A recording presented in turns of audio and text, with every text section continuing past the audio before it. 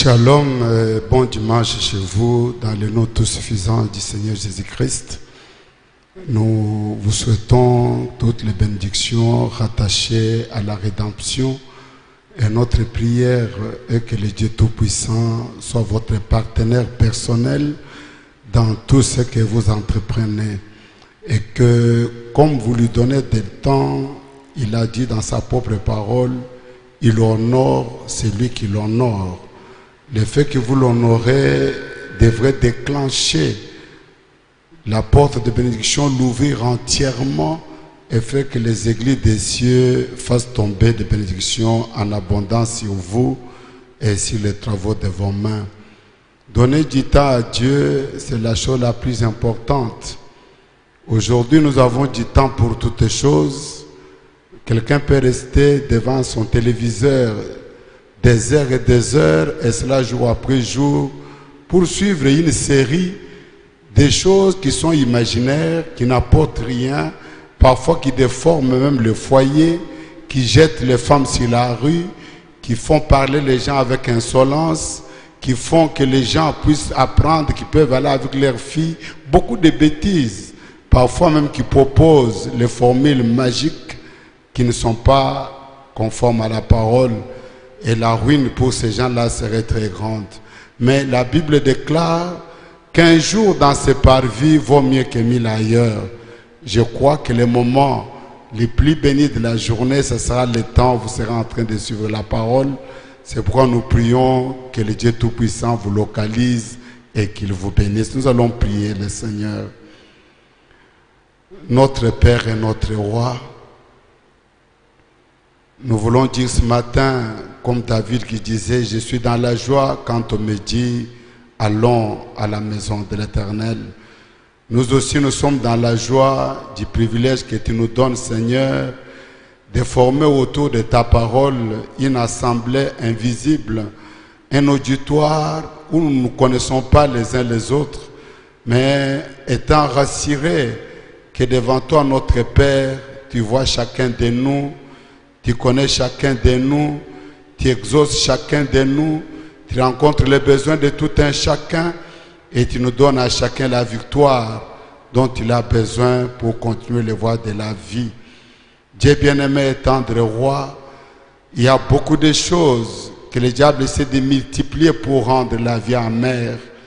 Il y a des complications au service, des troubles au marché, des problèmes dans les champs et partout, Seigneur. Mais nous sommes heureux parce que tu as fait la promesse que tu feras conquérir toutes choses à notre bien. Laisse également, Père, que pour ta propre gloire et dans ta fidélité, que même cette crise de coronavirus puisse contribuer à notre bien, puisse nous aider, Seigneur, à nous approcher un peu plus près de toi, à mieux te connaître afin de mieux te servir.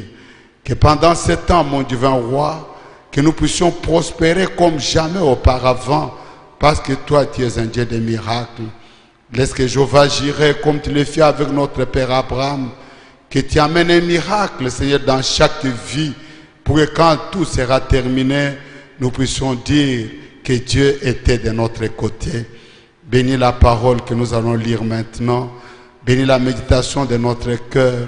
Conditionne chacun, Seigneur, pour l'audition de la parole. Et comme il est dit que ta parole est esprit et vie, laisse qu'elle donne la vie à tout un chacun et que le Saint-Esprit, cheminé par la parole, puisse s'emparer de nos êtres afin de nous conditionner pour être agréable dans chaque détail de notre vie.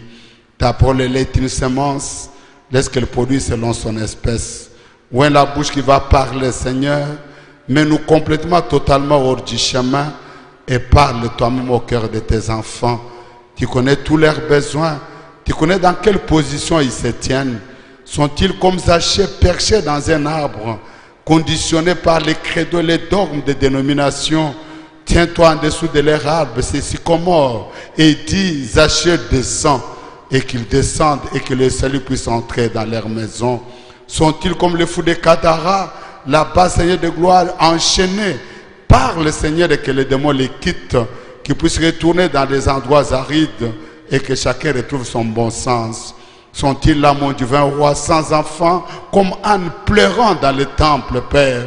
Ô grand Jéhovah, tu parles par la bouche d'Élie, parle aussi par la nôtre, Père, et donne les enfants à ceux qui en manquent, du travail à ceux qui sont dans le chômage, de la bénédiction à ceux qui sont maudits, de la délivrance aux captifs, de l'élévation à ceux qui sont traînés dans la boue. Tire-nous de notre position actuelle et mets-nous dans la position glorieuse où nous serons la tête et jamais la queue. Rencontre-nous ces jours, Père, dans le nom parfait de Jésus pour sa propre gloire. Nous te l'avons demandé ainsi, Père.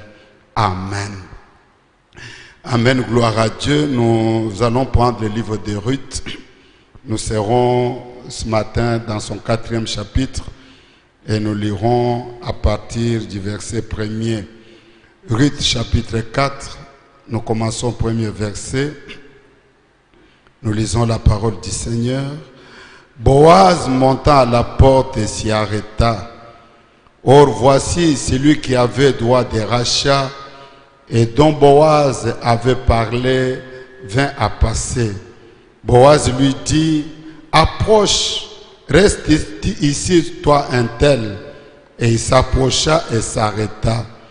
Boaz prit alors 10 hommes parmi les anciens de la ville et il dit, asseyez-vous ici, et ils s'assirent.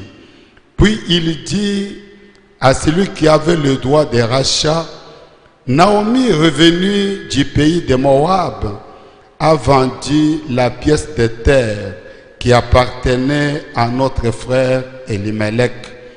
J'ai cru devoir t'en informer et te dire à qui est là en présence des habitants et en présence des anciens de mon peuple. Si tu veux racheter, rachète, mais si tu ne veux pas, déclare-le-moi afin que je le sache, car il n'y a personne avant toi qui ait le droit de rachat et je l'ai après toi. Et il répondit, je rachèterai. Boaz dit, le jour où tu acquerras le champ de la main de Naomi, tu l'acquerras en même temps de Ruth, la Moabite femme du défunt, pour relever le nom du défunt dans son héritage. Et celui qui avait le droit de rachat répondit, je ne puis pas racheter pour mon compte, crainte de détruire mon héritage. Prends pour toi mon droit de rachat, car je ne puis pas racheter. Autrefois en Israël, pour valider une affaire quelconque relative à un rachat ou à un échange, l'on ôtait son soulier et le donnait à l'autre. Cela servait de témoignage en Israël. Celui qui avait le droit de rachat dit donc à Boaz, acquiers pour toi, pour ton compte, et il ôta son soulier.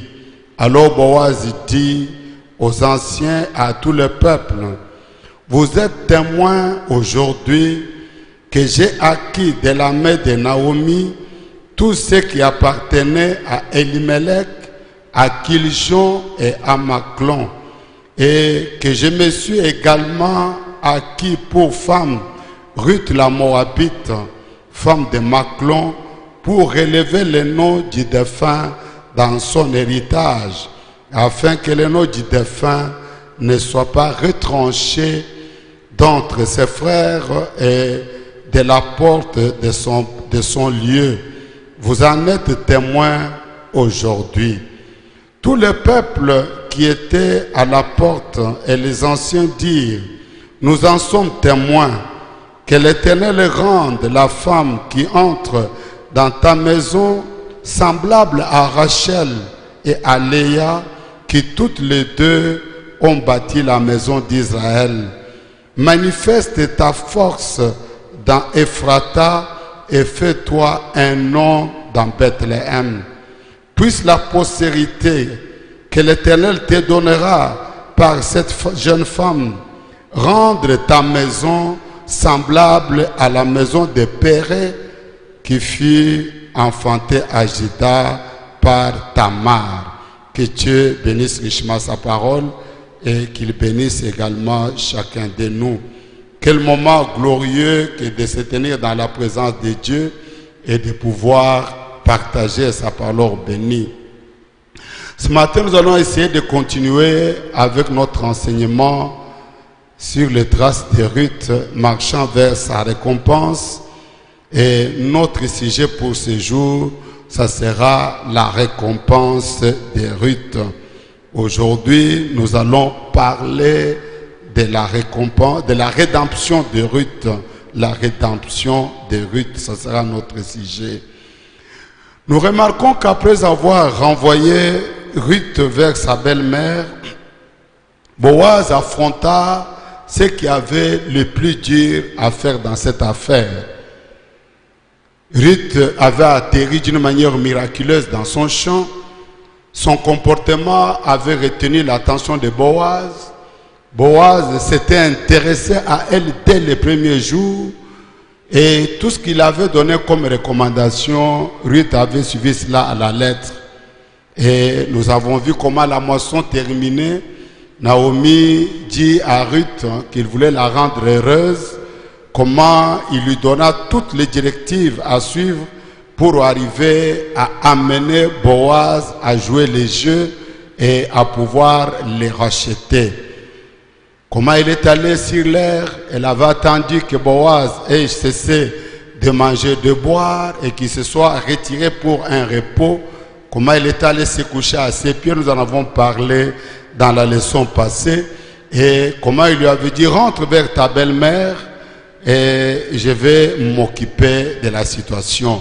Alors le lendemain, Boaz ne s'est pas donné du repos comme Ruth, Naomi l'avait dit à Ruth, que toi reste tranquille, repose-toi, amen. Le repos que nous avons découvert, que c'était le baptême du Saint-Esprit. Aujourd'hui, quand les gens nous voient vivre, parfois, ils pensent que nous sommes des extraterrestres, des gens qui ne boivent pas, qui ne fument pas, qui ne sont jamais infidèles depuis le jour de leur mariage, parfois même avant le mariage, depuis qu'ils sont dans le christianisme. Quand les gens vous regardent, vous ne dansez pas, vous n'êtes pas dans des concerts, ils pensent que vous êtes peut-être un monstre, vous êtes un homme dépassé. Non, les gens essayent, ils n'y arrivent pas. Ils abandonnent le chemin. Pourquoi? C'est parce que ce genre de vie-là, c'est la vie qui se passe par le Saint-Esprit après que vous soyez baptisés. Parce que vous vous reposez de vos œuvres. Tout ce que la chair voudrait que vous fassiez, vous en êtes incapable. Dieu vient désactiver dans votre être tous les désirs de la chair. Parce que ce qui fait boire aux gens, fumer, suivre les femmes, suivre les hommes, c'est juste un désir. Alors, le Saint-Esprit vient, il enlève ce désir-là, il met dans l'homme le désir de la sainteté. Ce n'est plus l'homme, parce que l'homme est incapable de faire ça. Mais le Dieu Tout-Puissant lui-même, il vient donner la capacité à l'homme. C'est ce que la Bible dit, quand lui a le vouloir et le faire. C'est pourquoi je vous exhorte, vous tous, qui ne connaissez pas cette expérience, ou qui avez ce genre de Saint-Esprit qu'on donne dans des églises. On appelle le Saint-Scellé, on appelle la confirmation. Mais vous regardez l'homme avant le Saint-Esprit égale l'homme après le Saint-Esprit. Et parfois il devient même pire. Parce qu'il n'a que des versets de la Bible dans sa bouche. Mais sa vie ne correspond pas. Pendant qu'il se reposait, Boaz se lève. Il va devant la porte, là où se traitaient les affaires. Pendant qu'il arrivait, il voit un homme, nous allons en parler aujourd'hui, cet homme-là qui avait le droit de rachat avant Boaz. C'était une succession. L'homme qui pouvait hériter d'Elimelech, d'abord c'était cet homme-là et Boaz venait après. Amen. Boaz n'a pas usé de fraude, il n'a pas usé de malice comme on le fait aujourd'hui. C'est quelque chose auquel tu n'as pas droit, tu t'arranges, tu fais tout, tu fais des montages, tu parviens à ça. Tu peux tromper tout le monde, mais tu ne tromperas jamais Dieu. Parce que Dieu connaît et les intentions du cœur, et les pensées cachées, et les résolutions qui sont dans la tête de l'homme. Boaz voit cet homme, il l'appelle à la porte. Il dit, viens toi un tel, l'homme arrive. Il prend 10 anciens d'Israël et il prend les gens du peuple qui étaient là pour qu'ils soient témoins de la chose. Les vraies choses ne se font jamais en secret. Les mariages où toi tu te donnes à l'homme en dessous d'un arbre pendant la nuit ou dans un champ de maïs, cela t'amènera la malédiction dans la suite des temps. Parce que pour que le mariage soit une bénédiction, il faut que Dieu soit là et qu'il vous donne son accord. Boaz arrive devant la porte afin de se soumettre aux ordonnances, de se soumettre à la coutume de ce peuple, ce qui se faisait en Israël. Aujourd'hui, parmi les enfants de Dieu, il y a beaucoup de choses. C'est la raison pour laquelle nous avons beaucoup de difficultés dans beaucoup de foyers. Tu vas aller te marier à une fille qui est ainsi. Mais tu dois t'apprêter à honorer les bichouris, honorer les papas, honorer l'oncle, honorer la maman. Tu dois payer toutes ces factures. Pourquoi veux-tu maintenant aller engrosser la fille pour qu'on vienne la déposer à la maison en contournant les bichouris? Les bichouris, on ne les contourne pas. Ils vont te poursuivre. Même dans la famille là, tu vas perdre les enfants, en fin de compte, tu vas perdre la femme. Non, non, nous c'est le mariage entre enfants de Dieu. Le mariage entre enfants de Dieu, je peux vous dire que ça n'existe pas. Parce que l'église n'a pas d'enfants. L'église ne met pas au monde. Chacun a son père, chacun a sa mère, chacun a sa famille. Vous devez vous plier. Ici, Boaz s'est plié aux exigences qu'il y avait en Israël. Amen. Je peux voir notre père Jacob. Il arrive au pays de Laban. Il tombe amoureux de Rachel. Il veut se marier avec cette fille. Maintenant, le papa lui dit d'accord, bien que cette fille son oncle. Oh non, on m'a donné cette femme, c'est ma bichouri. Fais attention, ça va te compliquer. Laban dit d'accord, si tu vas avoir ma fille, tu vas travailler pendant 7 ans. Oh my. Aujourd'hui, les gens trouvent que quand on leur demande de l'argent, les parents exagèrent. 7 ans pour avoir une femme. Il a travaillé dur. Et au bout de 7 ans, au lieu de lui donner Rachel, le matin il se réveille, à côté de lui, il y a Léa qui dormait là. Alléluia. On n'a pas dit, ah non, comme c'était comme ça, peut-être c'est une erreur. Ce n'était pas une erreur, c'était leur coutume. Il était obligé de reprendre le travail pour avoir Rachel comme il l'aimait. Et on n'a pas dit non, maintenant comme tu as couché avec elle, tu la laisses, prends l'autre femme. Vous les garçons qui ne faites que coucher avec des filles, William Branham nous a révélé qu'il n'y a pas quelque chose sur la terre qui pourrait enlever de la poitrine d'un homme les traces laissées par le sein d'une femme. Vous aurez beaucoup de problèmes pour rien. Gardez-vous jusqu'au jour du mariage. Allez chaste dans le mariage. Vous êtes né à l'église, vous allez dans le mariage avec une liste de 20, 30, 40, 100 filles avec lesquelles vous êtes allé. Mais vous êtes seulement un animal. Vous êtes quelqu'un qui foulait au pied la parole de Dieu. Honte à vous. Je vous prie aujourd'hui que là où vous vous trouvez, si vous êtes trouvé à 0 femme, restez là jusqu'au mariage. Si vous avez été trompé 1 ou 2 fois, arrêtez là. Et le Dieu de grâce dont je suis serviteur se souviendra de ton obéissance et il te bénira. Laban dit, bon, comme tu tiens toujours à Rachel, encore 7 ans. Il a encore travaillé 7 ans. Il n'est pas là engrosser Rachel avant pour qu'on vienne la déposer. Il n'a pas cherché à fuir avec Rachel. Non, frères et sœurs. Quand vous venez, vous voulez vous engager dans la voie de mariage, il y a une voie à suivre. Boaz, il n'est pas là engrosser Ruth pour qu'on vienne la déposer chez lui. Il n'a pas donné de faux rendez-vous à Ruth. Même le jour où Ruth est allée se coucher à ses pieds, il n'est pas allé avec elle pour contourner la procédure. Ou pour aller révéler à l'autre, ah, tu veux la marier, mais sache que moi je l'ai déjà connue. Non. Quand nous sommes sérieux dès le départ, tout le sérieux va nous suivre tout au long du chemin. Tout finit bien qui commence bien. Et ce qui commence mal finit comment? Alors pendant que Boaz était là, il dit à l'homme, devant les anciens, il dit, notre frère Elimelech, il était parti au pays de Moab. Il y est tombé, lui et ses 2 fils. Sa femme qui est revenue a vendu un morceau de terre qui leur appartenait. J'ai pensé racheter cela, mais avant moi, c'est toi qui as le droit, je ne vais pas jouer à la malice. Si tu veux racheter, rachète. Comme on parlait de la terre, comme on parlait d'une propriété, d'un bien terrestre, l'homme était intéressé. Mais quand Boaz lui dit, l'homme dit, je vais racheter. Boaz lui dit, si tu rachètes, sache que le même jour où tu rachètes portion de terre, tu rachètes Naomi, non pas seulement cela, tu prends aussi Ruth, la femme de Machlon, comme épouse, pour relever les noms de notre frère sur son héritage. Ah, là, les prix étaient trop grands à payer. L'homme dit, ça, je ne peux pas faire. Je ne veux pas abîmer mon héritage. C'est comme ça que Boaz va dire, alors, moi, je rachète.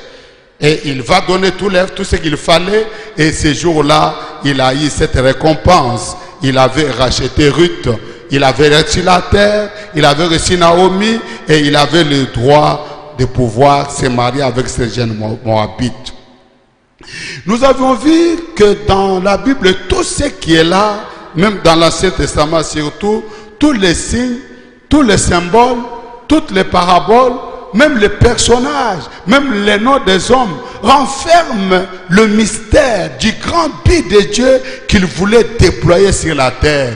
Dieu ne nous a pas seulement laissés ici comme des gens autonomes, chacun devra faire ce qu'il voudrait, mais Dieu avait une raison pour laquelle il avait placé l'homme sur la terre. Et cette raison-là, il la cache aux sages, aux intelligents, il la révèle aux enfants qui veulent apprendre. Il la cache comment? Il écrit cela sous forme de symbole. Il fait apparaître cela sous forme d'une histoire, comme l'histoire de Ruth qui nous a bénis pendant tout ce temps. Mais à la fin des temps, Dieu, en retirant les 7 sceaux du livre de la rédemption, maintenant tout devient clair. La Bible devient un nouveau livre et les mystères qui étaient cachés sont dévoilés et sont présentés à l'homme, afin que l'homme qui est vu au temps de la fin ne puisse pas se tromper. Exploitant l'histoire de Ruth, William Branham nous montre tout ce qui va avec la rédemption. Quelles sont les exigences? Parce qu'aujourd'hui, le centre même de l'histoire de la Bible, c'est la rédemption. Les efforts que Dieu fait, le programme de Dieu, son dessein, pour prendre l'homme qui est tombé dans le péché, l'homme qui est déchu de la grâce, l'homme qui a perdu sa position de Dieu. Amen. Créé à l'image, selon la ressemblance de Dieu, à cause du péché d'Adam, l'homme est devenu comme une bête. Maintenant, Dieu vient au travers de la rédemption prendre cet homme, les relever, les remettre à sa position. C'est la chose principale. Si tu rates la rédemption, si tu rates de te ramener, tu es seulement un homme perdu qui sera destiné à être brûlé en enfer. Alors, Branham, en parlant, en exploitant l'histoire de Ruth, il nous explique ce qui va avec la rédemption. Je prends son message une bannière au paragraphe 18. Il a dit, qui est-elle? Il là, c'est Boaz. D'où vient-elle? Et quand la moisson était terminée, le grand maître de la moisson, qui était Boaz, qui représente Christ par rapport à l'église, tomba amoureux d'elle et il voulut l'épouser. Mais avant qu'il puisse l'épouser, il dut racheter l'héritage perdu de Naomi. Et avant qu'il puisse racheter ses biens, la loi, d'après la loi des Lévitiques, il devrait être un parent rédempteur, un proche parent rédempteur. Donc, Boaz ne pouvait seulement trouver une femme comme ça, se dire qu'il allait la racheter. Le rachat exigeait que le rédempteur, la personne qui allait racheter la chose perdue, la personne perdue, soit un proche parent. Il soit apparenté, qu'il y ait une relation claire, établie entre cet homme et ceux qui avaient perdu leur héritage. Il dit, oh, quand je pense à cela, la loi exigeait qu'il soit un proche parent rédempteur, son parent le plus proche. Et il devrait être digne, un homme d'honneur, et il devait être en mesure de s'en acquitter financièrement. Donc pour aller racheter un homme ou quelque chose, comme ici, Boaz, pour racheter Ruth, premièrement, il devait être un proche parent. Il était de la famille d'Elimelech. Ok, condition accomplie. Deuxième chose, il devait être une personne digne. Aujourd'hui, les parents ne font pas suffisamment de recherches. Ils livrent leur fille au premier venu, ils font n'importe quelle aventure. J'ai connu un cas, un enfant qui était là, il était soupçonné de courir avec une personne séropositive. Il quitte, il va dans une autre ville, avant 2 mois, il est déjà marié. Je dis, mais est-ce que le pasteur là a eu le temps d'examiner, de voir le parent? Est-ce qu'il a eu le temps d'étudier, de voir? Non. Il ne suffit pas d'être de la famille. Il ne suffit pas d'être un humain. Il ne suffit pas d'être un homme, d'être beau et gentil. Non, il faut que vous soyez une personne digne. Il y a des hommes qui circulent, qui peuvent peser 100 kilos, 200 kilos, mais qui n'ont même pas 1 gramme d'homme. Des hommes qui ne méritent pas qu'on prenne sa fille et qu'on les confie. Mais aujourd'hui, les parents ne tiennent pas compte de ça. Ils se font bluffer par des cadeaux. Ils se font bluffer par les vaines apparences. Amen. Il devait être une personne de la famille. Deuxièmement, une personne digne. Troisièmement, une personne financièrement capable de pouvoir épouser la femme. Aujourd'hui, il y a beaucoup de mariages où, bon, les parents sont là, disent non, prends la femme, allez faire l'argent, vous allez verser la dot. Il y en a qui acceptent. Moi, j'ai des enfants que j'apprécie. Même quand on leur permet ça, ils le refusent. Ils préfèrent n'avoir la femme que quand ils ont tout payé. Pourquoi? Aujourd'hui, ça va bien. Demain, il y a des complications. La même personne qui a libéré la femme viendra par la tradition, le fétiche et autre chose, commencer à déranger ta progéniture et même déranger ta femme. Mon frère, le pasteur Carole de l'église de la Louange, un jour, il enseignait ici, au couple. Il fit une déclaration qui m'avait beaucoup plu. Il dit, vous devez doter, honorer votre femme.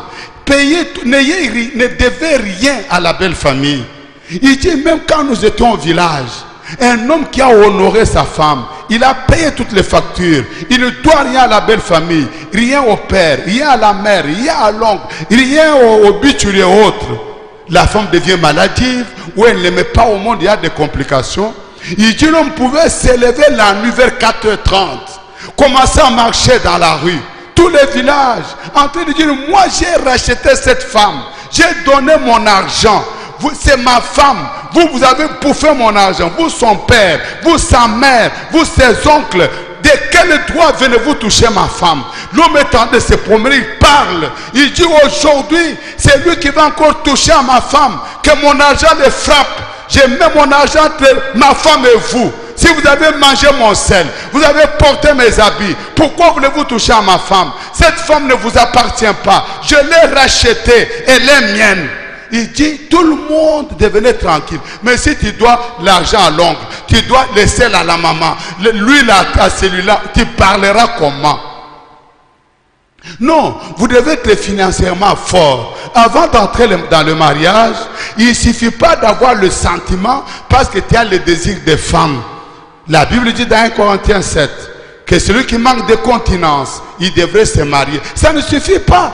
Si tu manques de continence, c'est bien, travaille. Quand nous étions enfants dans les villages, un homme avant de se marier, et on le voyait quitter la maison familiale, aller au coin du village, commencer à construire une case. C'était sa case. Ah, Moulamba a une maison maintenant. Après, lui qui était toujours associé au champ de son père et de sa mère, cette année-là, tout en assistant ses parents, il va commencer à avoir des champs personnels. Un champ de maïs, un champ d'arachide, un champ d'haricots, un champ de maïs. À la vente, ses parents ont leur argent, il a son argent. Là, quand il va aller dans une famille, demander de se marier, les parents font une petite enquête, ils trouvent que l'homme est capable de prendre la femme en mariage. Non, dans les églises, nous devions arrêter avec ces choses-là. J'ai connu un cas dans cette ville. J'ai toujours regretté la mort de la femme de cet homme.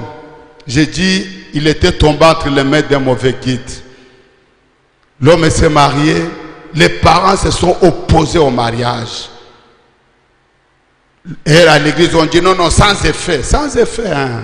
Ils sont partis, ils ont eu un premier enfant, l'enfant est mort. Le papa est venu pour dire, je vous ai dit, je ne suis pas d'accord avec ce mariage. Sans effet, ils sont partis. Deuxième enfant, l'enfant est mort. Les parents disent, est-ce que vous n'entendez pas? La troisième personne qui était partie, c'est la femme elle-même et l'histoire était terminée. Non, vous devez savoir comment faire les choses, comment les aborder. Donc pour la rédemption, il faut que l'homme là d'abord soit un parent, un proche parent, une parenté. La deuxième chose, il faut que ce soit une personne digne. La troisième chose, il faut que ce soit une personne financièrement capable de s'acquitter de la chose. Alors, c'est alors qu'il devait présenter une bannière. S'il a racheté tout ce qu'elle avait. Remarquez, un parent rédempteur, Dieu, amen. D'abord, l'homme a été créé à l'image de Dieu. Et Dieu est esprit. Et puis, pour racheter cet homme-là, Dieu a dû descendre sous la forme de la chair du péché et devenir un parent rédempteur, Christ. Amen. Christ est devenu un parent rédempteur. Dieu est devenu notre parent. Il a été fait chair et sang comme nous. Amen. Donc pour nous racheter, Dieu, il ne pouvait pas le faire en tant qu'esprit. Non, c'est pourquoi le diable ne peut pas racheter quelqu'un. Le diable n'est jamais devenu un homme. Il peut se cacher dans un homme, il peut se cacher dans une bête, dans un arbre, mais il n'est jamais devenu un homme. Si Dieu, afin de racheter l'homme, a dit devenir un être humain, il a dit prendre sur lui un corps de chair, il a dit n'être pas la voix d'une femme comme vous et moi, c'est pour qu'il soit notre parent. Amen. C'est pourquoi vous pouvez dire aux apôtres, il était leur frère, il était leur ami. C'est pourquoi la Bible peut l'appeler notre grand frère. C'est parce qu'il était devenu un homme comme vous et moi, un parent qui pouvait nous racheter. Voilà une des raisons pour laquelle Dieu était devenu chair en prenant un corps humain sur lui. C'était afin d'être un proche parent et de répondre aux exigences de la loi lévitique. Quelle belle histoire! La Bible entière se rattache partout. Et rien de cela n'est de travers. Tout se rattache harmonieusement. De même que Boaz a dit être un parent rédempteur pour Naomi, Dieu, pour racheter l'église, doit être un parent rédempteur. Alors il est descendu. Il s'est revêtu de la forme de la chair du péché. Amen. Il était digne. Oh my. Il était le Fils de Dieu. Il a dû mériter cela. Il avait tous les cieux et toute la terre. Il est devenu homme. Il était notre parent. Il était digne. Mais qui était plus digne que Jésus-Christ? Qui? Même quand la Bible dans Apocalypse 5, alors qu'on appelait le parent rédempteur, qui est digne de prendre le livre et d'en briser le sceau? Il n'y avait personne au ciel, sur la terre et sous la terre. Voilà pourquoi nous n'adressons jamais nos prières à un certain saint, à une certaine sainte, parce que personne n'était digne au ciel et sur la terre. C'est pourquoi tout genou devrait fléchir devant Jésus-Christ. C'est pourquoi nous devons demander en prière ou en parole. Nous devons le faire au nom de Jésus-Christ. Alléluia. La seule personne digne. Il était digne. Il était dans la chair comme nous. Il était tenté comme nous à tous égards sans commettre de péché. Oh my. Il pouvait se tenir devant les gens de son village, devant son père, sa mère terrestre, devant les apôtres et dire, qui me condamnera de péché? Ces gens avec qui il se promenaient de lieu en lieu, avec qui ils dormaient ensemble, il pouvait leur dire, qui me convaincra de péché? Alléluia. Aujourd'hui, quel pasteur peut dire cela devant son peuple? Aujourd'hui, quel homme peut dire cela devant sa femme? Il y a toujours des petits trucs, des petits trucages. C'est pour ça qu'il faut que le Saint-Esprit vienne dans la vie de l'homme, afin que l'homme soit capable de dire, qui me convaincra de péché? Qui peut mettre son doigt sur moi? Quelle jeune fille ici peut dire, non, ce jour-là, le pasteur m'avait touché au sein, il m'avait touché au bassin? Quelle maman peut dire ça? Quel homme peut dire, le pasteur m'avait escroqué l'argent? Voilà les gens d'hommes que nous voulons voir sur la terre. Des hommes dont le Dieu Tout-Puissant a trouvé le plaisir de venir demeurer en eux, comme il avait demeuré à l'homme de Golgotha ces jours-là au Jourdain. Alléluia. Il était digne. Il a remplissé la deuxième condition. Il remplissait la troisième condition parce qu'il était riche, oui. Les cieux et la terre lui appartiennent. Le bête des champs sont à lui. Les oiseaux du ciel, les minéraux, tout lui appartient. Et c'est lui qui les donne aux hommes. Remarquez. Boaz avait alors rassemblé Israël. Et puis, rappelez-vous, la bannière avait dû être élevée en dehors des portes de la ville. J'aimerais que vous saisissiez cela. Boaz est allé là, il a fait venir les anciens d'Israël. Israël a dit, maintenant, si quelqu'un a quelque chose à dire, qu'il le dise. Et voyez, aujourd'hui, j'ai racheté l'héritage perdu de Naomi. Et il a enlevé son soulier et il l'a jeté au milieu des Israélites, ce qui était une coutume, un signe qu'il avait racheté Naomi, et tout ce qu'elle avait. Quel beau type de Dieu fait chair, habitant parmi nous. Il est descendu pour souffrir la mort et la peine. Lui, l'innocent pour les coupables. Et l'aimable pour ceux qui n'étaient pas aimables. Cela briserait le cœur de l'homme de penser à ce que Dieu a eu à faire pour les pécheurs perdus comme vous et moi. Dieu, pour racheter son peuple, il devait remplir les conditions qui étaient cachées dans sa propre loi. C'est pourquoi Moïse ne pouvait pas nous racheter. Il devrait commettre une erreur pour être différent. C'est pourquoi Joseph, même s'il était le type de Christ le plus proche possible, il a dû mentir en disant à son père de dire au pharaon qu'ils étaient éleveurs de petits troupeaux parce que les Égyptiens avaient en horreur les éleveurs. Afin qu'on leur donne Goshen. Il a dû recourir au mensonge. Mais Dieu, dans son amour, il est devenu homme pour marcher selon la parole. Il pouvait dire, je ne suis pas venu briser la loi, je suis venu l'accomplir. Toute la loi, tous les symboles, toutes les paraboles s'étaient accomplies en Jésus-Christ. Dans son livre Les parents rédempteurs, Job 171, remarquez, il est maintenant un parent rédempteur. Maintenant, la première des choses, il devait être un homme digne. Qui était plus digne que Christ? Qui était plus digne que Jésus? La chose suivante, il devait avoir le pouvoir d'achat. Il devait être capable de le faire. Il possédait les cieux, amen. Il a prouvé qu'il les possédait. Comment l'a-t-il prouvé? Il a pu prendre 5 pains et des poissons et en nourrir 5000, amen. Puis en recueillir 5 paniers pleins de morceaux. Il a pu puiser de l'eau d'un puits et la changer en vin. Il a dû prendre un poisson de l'océan et en tirer de sa bouche un écu d'or, de l'argent, amen. Il n'était pas mais il est devenu pauvre. Il n'avait pas d'endroit où reposer sa tête. Il devint un parent. Pas un parent pour les riches, mais un parent pour l'humanité. Il a pris la place d'un rédempteur. Oui, Jésus avait accompli toutes les conditions. Il n'a même pas payé le prix des rachats. La Bible dit, il a payé au double le prix de nos péchés. Si nous devions 1 million au diable, Jésus a venu à payer 2 millions. Afin que la chose soit vraiment certaine et que le diable ferme sa bouche pour toujours. Voilà pourquoi ce matin, par l'autorité de la parole, vous qui êtes sous l'emprise du péché, je vous annonce que le diable est un menteur, c'est un bluffeur. Il n'a pas le droit de dominer sur vous. Au nom puissant de Jésus-Christ, que toutes les chaînes de captivité, que ce soit les chaînes de l'adultère, les chaînes du vol, de mensonges, de la tricherie, de la pauvreté, de la maladie, je les brise et je les ordonne de s'éloigner de vous. Vous avez été rachetés à un grand prix.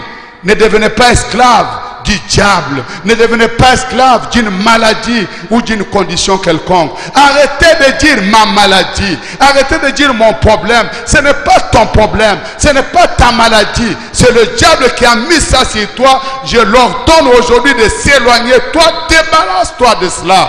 Et proclame, je suis libre.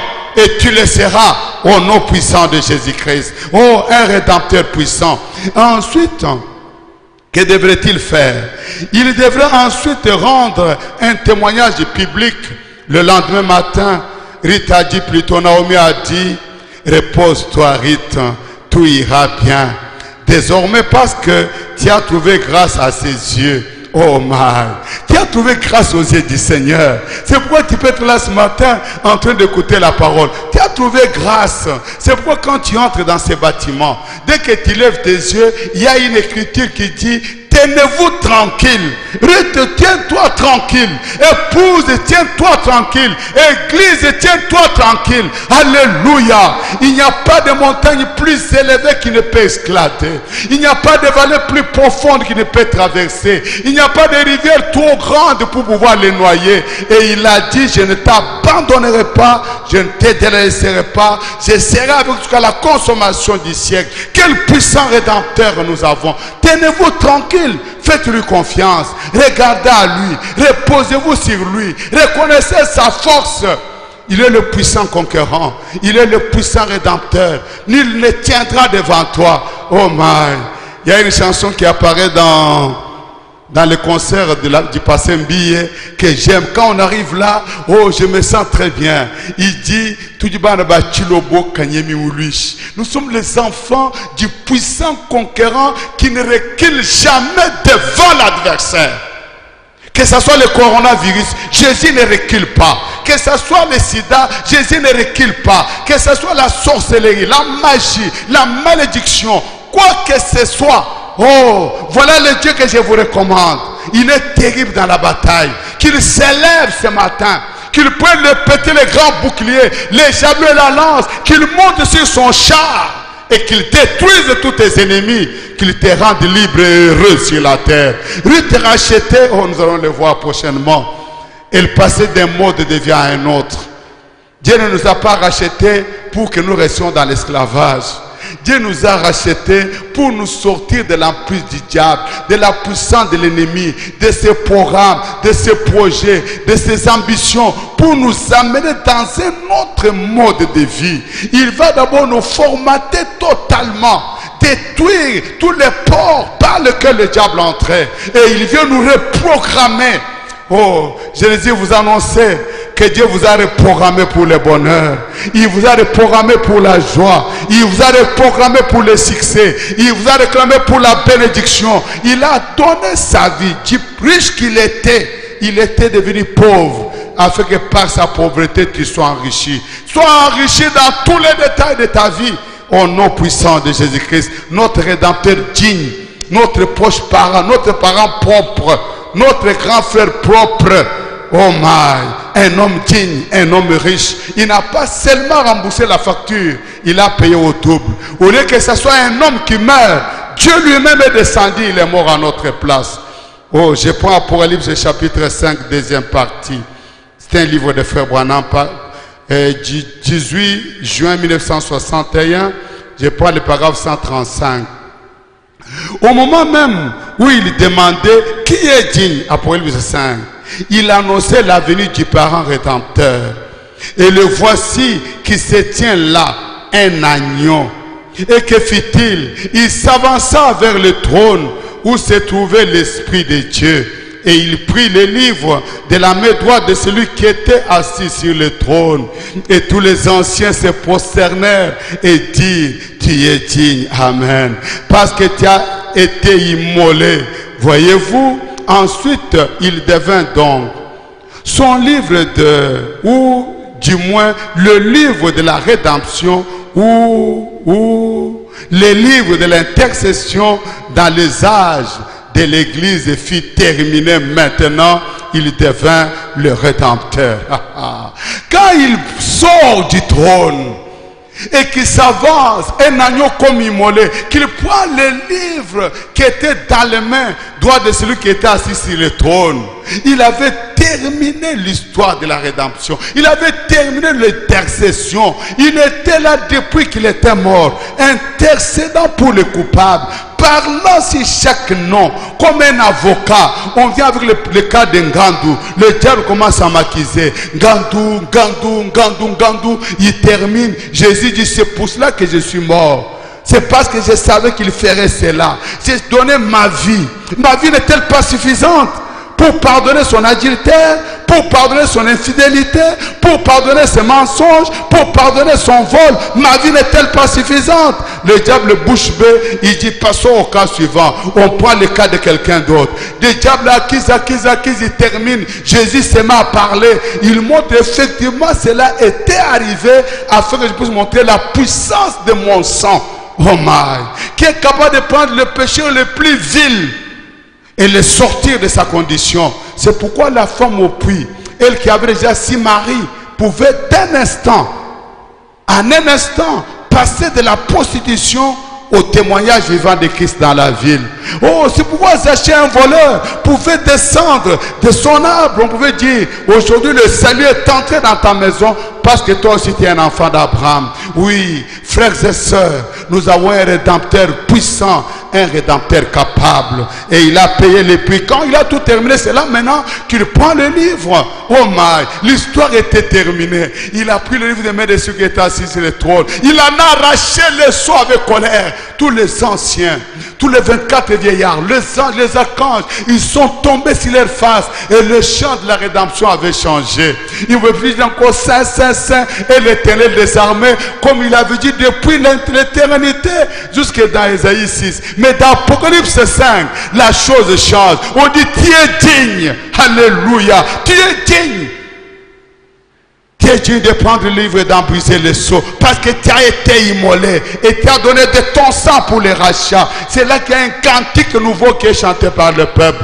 Nous ne chantons pas pour attirer la pitié de Dieu. Mais nous chantons en signe de reconnaissance. En signe d'action de grâce. Alléluia. Et quand il descend, il prend ce livre, il descend avec. Il le donne au 7e ange. Non, c'est un grand mystère. Peut-être que Dieu nous permettra de vous en parler. Pourquoi? Pendant tout ce temps-là, quand on criait, il n'y avait personne qui pouvait faire la chose. Dans son livre, vous devez naître de nouveau. Au paragraphe 56, William Branham dit, mais Dieu est déterminé à sauver l'homme. Il a porté sur lui-même l'iniquité de nous tous. Oh my. La peine du péché dans lequel vous êtes nés. La peine du péché, c'est la mort. Le péché, c'est la mort. Et la peine était si grande que personne d'entre nous ne pouvait en sauver un autre. Donc, il dit y avoir quelqu'un qui pouvait payer ce prix-là. Ainsi, ce matin, qu'en serait-il si le prix à payer pour quitter cette salle était de 100 milliards de dollars? Personne d'entre nous ne pourrait partir d'ici parce qu'aucun de nous n'est assez riche. Cependant, s'il y avait alors un seul qui était assez riche pour payer pour nous tous, amen. Oh, il en faut un seul. Nous ne pouvons pas le faire. Il a fallu quelqu'un qui fût digne. Oh, comme j'aimerais m'arrêter ici juste un instant et retourner à Ruth, à Naomi, pour illustrer comment les parents rédempteurs, pour acheter ce qui était perdu, devait tout d'abord être digne. Il devait être un parent. Par conséquent, Dieu, l'Esprit Jéhovah, devait notre parent en prenant la forme humaine. Il devait un parent, il devait en être ainsi. Aussi, il devait-il être digne. Donc nous voyons que les prix qu'on devrait payer, aujourd'hui, bien-aimés frères et sœurs, si vous n'arrivez pas à comprendre le mystère de la rédemption, vous serez en train de vous battre en vain, de vous donner beaucoup de peines qui n'arriveront à rien du tout. Aujourd'hui, le salut, c'est une œuvre de la grâce. C'est Dieu qui fait grâce à un homme. Il se révèle à lui, il le sort de sa prison et il les rend libres. Il n'y a personne qui peut faire quoi que ce soit qui lui fera mériter le salut. Le salut n'est pas un mérite. Le salut, c'est une faveur. Il n'y a personne. Les prix étaient trop grands. Si moi je veux dire non, je vais mourir, je mourrai, mais je suis parti, j'ai payé le prix de mon péché. Comment allais-je revenir? Il avait fallu que ce soit quelqu'un qui fut capable de donner sa vie et de la reprendre. C'est comme nous l'avons dit l'autre fois, il y avait un homme qui était lié d'amitié avec un missionnaire. Cet homme-là, il allait chez les missionnaires, il s'aimait, ça faisait beaucoup d'années qu'ils étaient ensemble. Mais il n'avait jamais invité les missionnaires chez lui.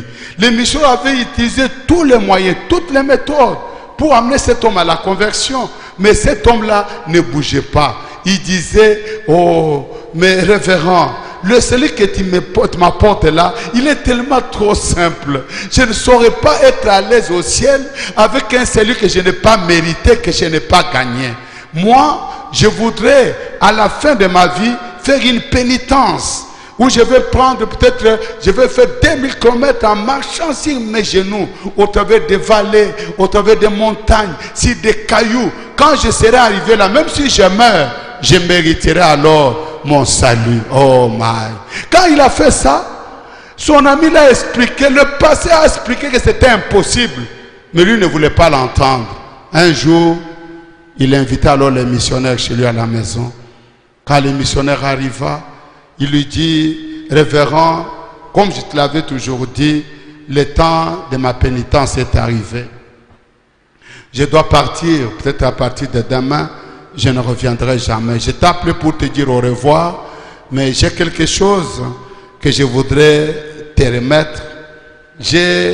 Il a ouvert une boîte, il y avait une perle que le révérend n'avait jamais vue, une perle de très grand prix. Il dit, révérend, je te remets cette perle, parce que je n'ai personne au monde à part toi.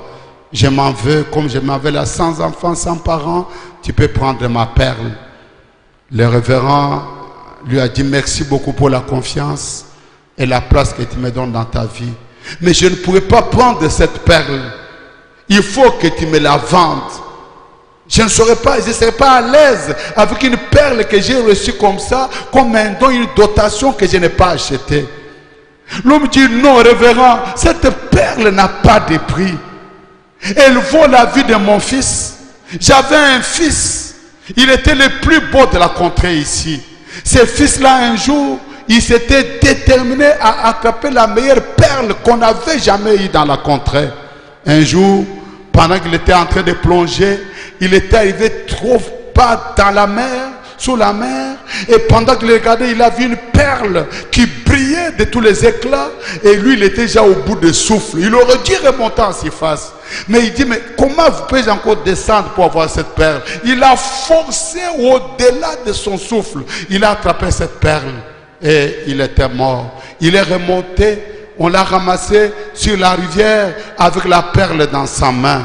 C'est cette perle. Elle vaut la vie de mon fils. Il n'y a pas suffisamment d'argent dans le monde ou dans aucune banque qui pourrait racheter cette perle qui vaut la vie de mon fils. Le pasteur dit, oh, c'est exactement ça. Je ne peux pas prendre une perle qui a une si grande valeur pour toi et la prendre gratuitement. Je ne peux pas, donne-moi les prix. L'homme dit, je ne peux pas, donne-moi les prix. L'homme dit, c'est impossible. Alors, le pasteur lui dit, c'est exactement ça le mystère du salut. L'autre salut a coûté la vie du Fils unique de Dieu. Il n'y a rien qu'aucun homme, qu'aucune église, qu'aucune doctrine, qu'aucun credo puisse faire afin d'amener l'homme à avoir le salut. Le salut, c'est un don gratuit de Dieu. Et le salut est tellement réel que tu te rends compte que quelque chose t'est arrivé. Nous avons un parent rédempteur, un proche parent. Dieu est devenu un homme digne qui n'avait jamais commis de péché, un homme riche à qui appartient les cieux et la terre. Il était celui qui a produit cette fontaine remplie du sang tiré des veines d'Emmanuel. Il est celui qui a porté nos iniquités. Amen. Je peux voir Naomi et Ruth tranquille, attendant que Boaz revienne des portes où il accomplissait cette grande tâche de la rédemption pour acheter Naomi et tout ce qui était pour lui, pour elle. Rien n'était acquis d'avance Pourquoi? Parce que cet homme, il y avait un autre homme qui était avant lui, qui pouvait se dire non, moi je rachète. Alors l'histoire de Naomi et de Ruth n'aurait jamais été écrite ici dans la Bible, parce que quelque chose était arrivé, il y avait quelqu'un qui avait retiré la chose. Mais qui était cet homme qui avait plus de droits, qui avait plus de droits que Boaz pour les rachats? Cet homme, la Bible l'appelle Goël.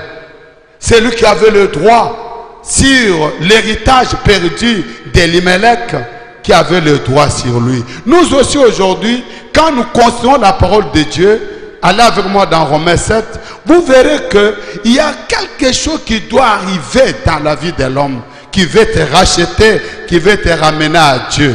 Je l'ai parlé il y a un temps dans un sermon que le Seigneur nous avait inspiré et que nous avions intitulé « Va, appelle ton mari ».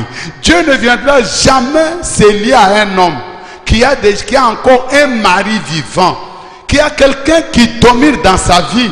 Dieu ne viendra jamais pour se faire un adultérin. Romains 7, Paul nous enseigne, il dit: ignorez vos frères, car je parle à des gens qui connaissent la loi, que la loi exerce son pouvoir sur l'homme aussi longtemps qu'il vit. Ainsi une femme, verset 2, mariée est liée par la loi à son mari tant qu'il est vivant. Mais si le mari meurt, elle est dégagée de la loi qui l'a liée à son mari. Si donc du vivant de son mari, elle devient la femme d'un autre homme, elle sera appelée adultère. Mais si le mari meurt, elle est affranchie de la loi, de sorte qu'elle n'est plus adultère en devenant la femme d'un autre. Verset 4. De même, mes frères, vous aussi, vous avez été par le corps de Christ mis à mort en ce qui concerne la loi, pour que vous apparteniez à un autre, à celui qui est ressuscité des morts, afin que nous portions le fruit pour Dieu. Car lorsque nous étions dans la chair, les passions de péché provoquées par la loi, agissant dans nos membres, de sorte que nous portions des fruits pour la mort. Mais maintenant, nous avons été dégagés de la loi, étant morts à cette loi sous laquelle nous étions retenus, de sorte que nous servions plutôt dans un esprit nouveau et non selon la lettre qui a vieilli. Alors, que représentait ces premiers maris? Ici, Paul nous montre qu'une femme qui était déjà mariée, nous allons le montrer, nous avons été mariés nous aussi à beaucoup de choses, avant d'entrer dans une union avec Christ, pour que ce soit une union réelle, il fallait que la mort de notre premier mari soit constatée. Quand le mari est vivant et que la femme-là devient la femme de quelqu'un d'autre, cet homme-là est appelé adultère. Il faut que la femme meure. Et l'homme meurt plutôt, la femme n'a pas se remarier à un autre homme. Et nous, si nous avons été déjà mariés à quelqu'un d'autre, à quelque chose d'autre, devenir épouse de Christ serait une blague, une bêtise. Cela est totalement impossible. Alors, qui avait été notre premier mari? William Branham a prêché un message, l'union invisible de l'époux de Christ, à Chipode le 25 novembre 1965. Écoutez comment il enseigne cela, paragraphe 48. Ici, le prophète Paul dit qu'une femme, il interprète au Romains 7, une femme ne peut se remarier à moins que son premier mari ne soit mort. Elle ne peut se remarier aussi longtemps que son premier mari est en vie. Et en aucun cas, elle doit rester seule aussi longtemps que son premier mari est en vie. Et si elle commet un tel péché, elle sera appelée adultère. Je parle maintenant de la naturelle, afin de la comparer avec la spirituelle. Si cette femme a commis un tel péché, alors elle est considérée comme une adultère. Et si elle a en même temps deux maris en vie, en faisant cela, elle a perdu ce droit envers Dieu et le ciel, assurément, conformément à la parole que je viens de lire et les rejeter de l'économie de Dieu. Aujourd'hui, vous trouvez beaucoup d'aventures dans le milieu chrétien. Des frères qui pour un rien se séparent de leurs épouses. Il n'y a pas de raison. Quand vous suivez, des fois le pasteur conseille, il parle, l'homme n'entend pas parce qu'il est déjà intéressé par le nouveau modèle. Une fille qui est comme ça, qui a le nez comme ça, qui a le bassin comme ça, c'est très bien. Mais rappelez-vous que la Bible de Dieu enseigne, quiconque répudie une femme, sauf pour raison d'adultère, l'expose à l'adultère. L'exposer signifie que toi tu deviens aussi coupable de ton péché. Parce que aussi longtemps que tu seras vivant, si la raison de votre divorce n'est pas la fornication, cette femme, si elle n'arrive pas à rester comme ça, elle couche avec un homme, cet adultère-là t'implique toi aussi. Vous devez faire attention à ces choses.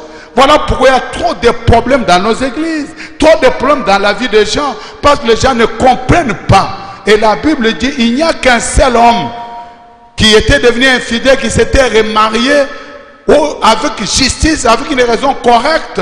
C'était pour se procurer une progéniture. On parlait d'Abraham. Tous les autres, ce sont des insensés. Les choses qui ont été faites, oh my, parce que les gens n'avaient pas la compréhension du véritable mystère de Dieu. Tu répudies ta femme pour une raison quelconque, parce que tu es séduit par une autre femme. Oui, c'est bien, vas-y, mais la femme doit rester comme cela. Si elle se trompe, elle commet adultère, elle a des problèmes avec Dieu, et toi qui l'as exposé, tu as aussi des problèmes. Oui, tant que le mari est vivant, la femme devrait rester seule. Maintenant, imaginez, nous étions mariés à beaucoup d'autres choses. Ces choses-là sont encore là. Comment pensez-vous que Jésus va venir nous prendre? Il nous prendra comment comme épouse? Paragraphe 114. Ainsi, pour être marié au second Adam, Christ, la parole, vous devez, par la mort, vous séparer de votre premier mari. Amen. Avant d'entrer dans une union invisible avec Jésus-Christ, avant de chanter, nous chantons Nabala Yesu, Nabala Yesu, c'est bien. Jésus ne viendra pas marier un adultère. Lui n'a pas de pensée comme ça. Un homme sérieux n'ira pas prendre la femme qui était la femme de quelqu'un d'autre. Il évitera parce qu'il sait ce que cela entraîne. Et Jésus qui est la parole, comment voulez-vous qu'il le fasse? Branham dit, vous devez être séparé de votre premier mari. Vous êtes là, votre premier mari dénominationnel. Car il n'y en a pas un seul qui puisse prendre de toute la parole de Dieu. Montrez-moi donc où il trouve. Oh, dites-vous les miens. Un autre dira que c'est les siens. Mettez-les ensemble et vous saurez que vous avez tous deux tort dès l'instant où vous devenez dénominationnel. Lisez Apocalypse 17. Amen. Le premier mari avec lequel vous devez vous séparer avant d'entrer en union avec Christ, c'est la dénomination. Une dénomination, Branham définit ça, qu'à partir du moment où vous prenez un homme pour confirmer la parole, vous devenez une dénomination. On peut vous lire les Écritures. Enseigner comme j'enseigne là, c'est aussi clair que l'eau de la source. Mais pour que toi tu acceptes que Jésus est Dieu, il faut que X le dise. Pour qu'on dise que tu acceptes d'être baptisé au nom de Jésus-Christ, tu dois demander à tel. Tu es déjà une dénomination. Que tu sois dans le message ou que tu sois en dehors du message. Avant d'entrer en union avec Christ, ce mari doit mourir. Cet autre maître qui dominait sur toi. C'est pourquoi la Bible déclare, sortez du milieu d'elle mon peuple. Alléluia. Paragraphe 115. Ainsi, vous voyez, vous devez être mort à cette chose. Maintenant, je ne parle pas à cette assemblée locale, je parle à tous les pays. Vous devez être mort à votre premier mari si vous êtes unis à Christ et toujours marié à une dénomination, vous êtes adultère, vous êtes une Laodicée. Amen. Une église dans les pays. Nous suivons Jésus-Christ, la parole, pour faire partie de l'épouse. Vous devez être remarié à la parole de Dieu qui est Christ. Le premier mari, c'est la dénomination. C'est elle qui prend autorité sur toi, qui te dirige, qui te dit, tu peux faire ça. La Bible dit, je ne permets pas à la femme de prêcher. Pourquoi tu n'arrêtes pas de prêcher? C'est parce que ta dénomination l'accepte. C'est ta dénomination là qui est ton mari. Tu ne peux pas plaire à Dieu tant que ce mari-là sera vivant. Nous allons maintenant au paragraphe 162. Remarquez, c'était la nature liée à la mort. Votre premier mari qui avait autorité sur vous, c'est votre nature par la naissance naturelle.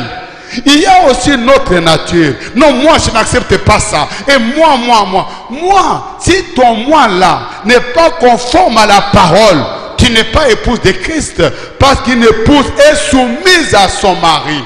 Et si ton mari c'est Christ, et que Christ est la parole, tu n'es pas soumis à autre chose que la parole.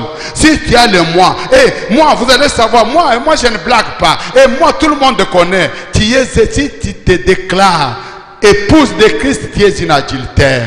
C'est ce que la Bible dit dans Ésaïe 5, qu'il arrivera des temps où les femmes vont s'accrocher simplement, s'attacher au mari disant, laisse-nous prendre seulement ton nom, mais pour la vie nous allons vivre comme nous voulons. Jésus ne voudra pas d'un tel homme, d'une telle femme. Lui, quand nous venons à lui, il nous veut entièrement, totalement à lui, soumis, consacré à la parole, obéissant à la parole jusque dans la mort. Oh, gloire à Dieu. Naturellement, vous aimez le monde parce que vous êtes mondain, faisant partie du monde. Est-ce exact? Vos désirs étaient par nature d'aimer le monde dont vous êtes une partie. Vous êtes une partie de la nature, le croyez-vous? Amen. C'est votre nature. C'est la raison pour laquelle vous devez naître de nouveau. Amen. Vous devez vous séparer. Vous devez mourir à ce premier mari. Vous ne pouvez pas vivre avec. Vous ne pouvez pas simplement dire, eh bien, je divorcerai d'avec lui et j'attendrai simplement qu'il meure. Non, monsieur. Pas de lettre de divorce. Il est mort et la nature du monde doit mourir. Toute empreinte de lui doit mourir. Vous devez à nouveau vous unir à une autre nature. Votre nom, celui de votre première nature, est lié à votre naissance. Il a été inscrit dans le livre de vie et tous vos actes ils sont aussi inscrits. Tout ce que vous avez fait avec cette nature a été mis dans un livre appelé le livre de vie. Donc, la nature que nous avons, la première nature, tout ce que nous avons fait, depuis que nous avons trompé notre mère, en volant du sel à la maison, depuis notre première injure, tout cela est écrit dans un livre de vie. Et c'est la nouvelle naissance qui fait qu'on prenne ces livres de vie-là, toutes les dispositions qui nous étaient contraires, tous vos adultères, vos avortements, vos vols, vos tricheries, tout ça, on prend tout cela, on les jette dans l'océan de l'oubli. Et cela ne remonte plus jamais à la mémoire de Dieu.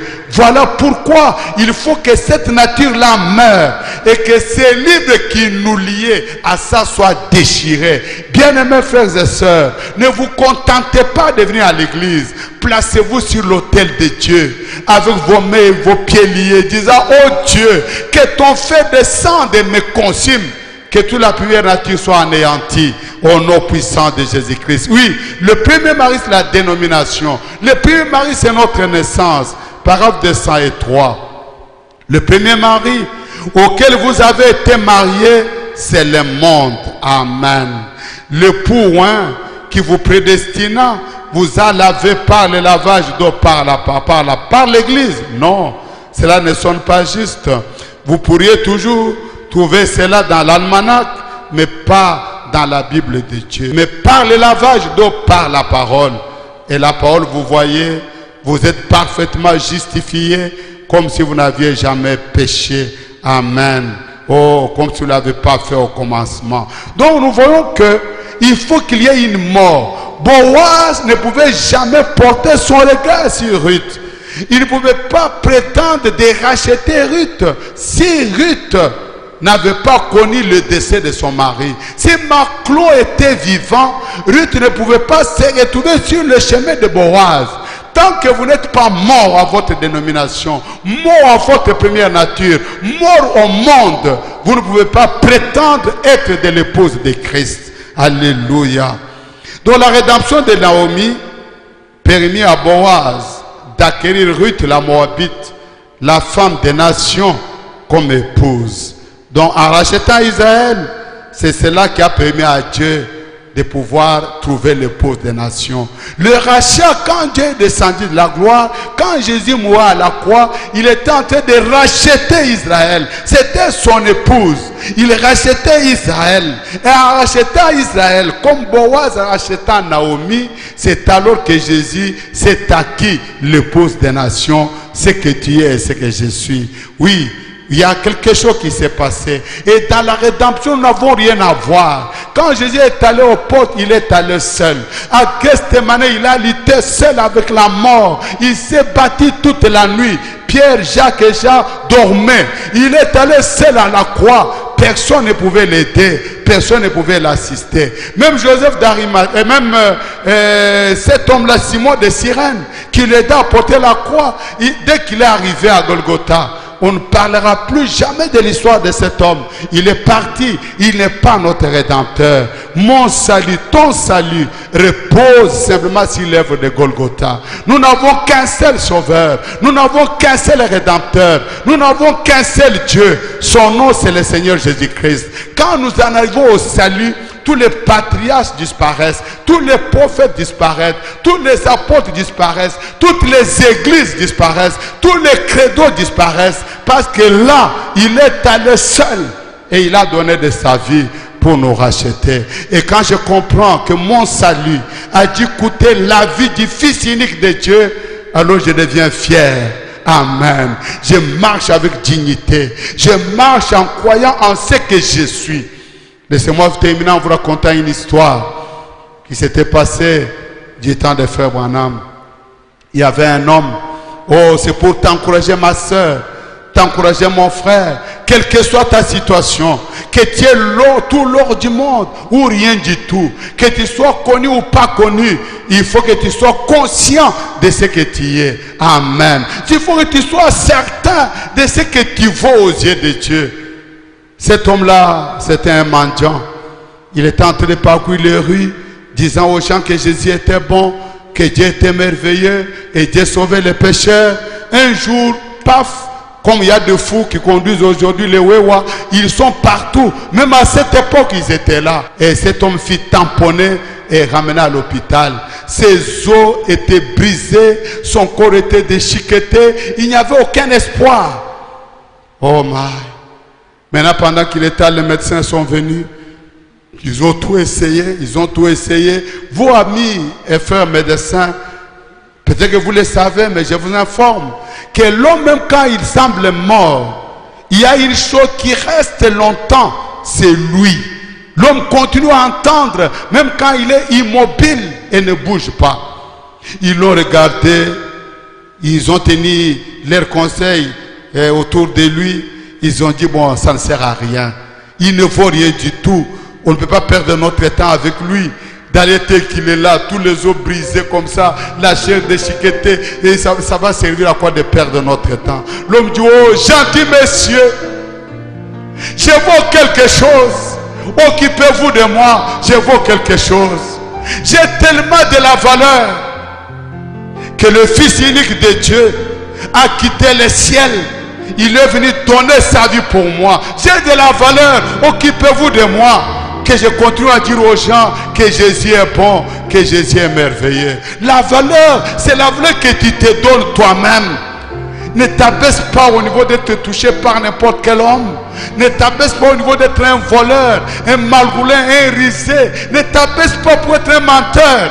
Tu as tellement de la valeur que Dieu a donné son Fils unique pour mourir à ta place parce qu'il t'est considéré. Je préfère qu'à partir de ce jour, tu puisses marcher avec cette révélation que j'ai de la valeur. Oui, j'ai de la valeur devant les anges, devant les hommes, devant le ciel, devant la terre. Que Dieu vous accorde sa grâce pendant que nous prions. Tendre Père bienveillant, nous pourrions chanter avec les poètes ce matin. Quel sauveur merveilleux je possède. Oui, nous avons tellement de la valeur à tes yeux, Seigneur, que tu as abandonné la gloire, les chants des chérubins et des archanges, les trônes, la couronne d'or, les spectres d'or. Tu es venu t'asseoir sur des pierres, porter un corps de péché et de honte, qui pouvait être malade, avoir soif et faim. Tu as échangé ta gloire contre l'ignominie, les injures et les critiques des gens. Tu n'étais pas fou. Tu l'as fait à cause de la valeur que nous avions à tes yeux. Merci tendre Père, parce que tu nous as considérés, Seigneur. Tu t'es intéressé à nous. Et tu étais prêt comme Boaz à hypothéquer ton héritage afin que nous devions tes enfants, tes fils et tes filles, membres de ton épouse. Est-ce que la révélation de la rédemption nous amène à comprendre, Seigneur, ce que nous sommes, à marcher avec dignité, à t'honorer devant les hommes, afin que la terre entière reconnaisse que tu as un peuple sur la terre. Est-ce que la parole de ce matin ramène à toi, homme, femme, petit enfant, adulte, qu'il puisse encourager tes saints et comprendre que nous sommes les enfants du grand roi. Est-ce que ceux qui sont encore entre les rachats et la vie du péché traversent la ligne, Seigneur, entre dans ce monde du repos, dans ce monde de la vie réelle, dans ce monde du succès et de la bénédiction éternelle. Bénis ton peuple, Seigneur, que ta parole en sauve ceux qui sont dans les péchés, en délivre ceux qui sont dans les chaînes, apporte toutes les solutions à chaque problème qui les hante. Nous sommes heureux de t'appartenir. Fais que le monde entier reconnaisse et sache que nous valons quelque chose. Nous valons plus que l'or et l'argent. Nous valons plus que 10 000 mondes, Seigneur, parce que tu t'es donné afin de nous avoir à toi. Nous valons plus que le sang de ton Fils. Laisse-la nous amener à nous respecter les uns les autres, à nous aimer les uns les autres, à nous considérer les uns les autres, à vivre de la manière à honorer ton nom qui a été invoqué sur nous. Reçois la louange, la gloire et l'honneur, aujourd'hui et pour l'éternité, dans le nom de Jésus-Christ. Amen. Amen. Vous avez de la valeur, mon frère, ma soeur. Ne vous remettez plus dans l'ornière, dans la boue, mais marchez avec la tête redressée en disant: je suis l'enfant du grand roi. Et que tout ce qui va avec le royaume vous accompagne, se manifeste, comme quand un ambassadeur est envoyé quelque part et qu'il a derrière lui toute la gloire, toute la puissance, toute la richesse de son pays. Et vous, comme épouse de Christ, soyez en repos, soyez tranquille, élevez seulement vos yeux et recevez tout ce dont vous avez besoin. Nous les réclamons pour vous, pour le reste de vos jours. Que la grâce de Dieu vous soit multipliée jusqu'à la réunion prochaine.